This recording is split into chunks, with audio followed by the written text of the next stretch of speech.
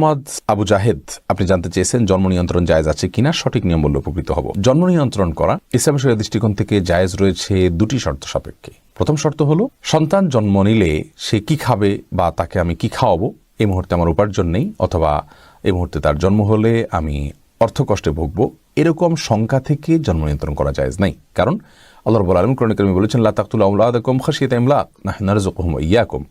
তোমরা তোমাদের সন্তানদেরকে কি খাওয়াবে এই চিন্তা থেকে হত্যা করে ফেলো না, কারণ আমি তাদেরকে এবং তোমাদেরকে উভয়কে রিজিক দান করব।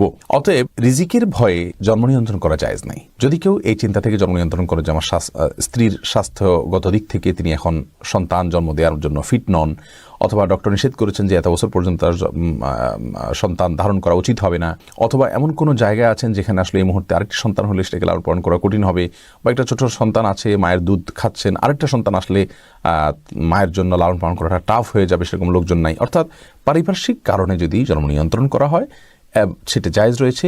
দ্বিতীয় শর্ত হলো যে যদি স্থায়ীভাবে না করা হয়, অস্থায়ীভাবে করা হয়, সে অস্থায়ীটা 2 বছর 4 বছর 6 বছর 10 বছর পর্যন্ত হতে পারে, সমস্যা নেই।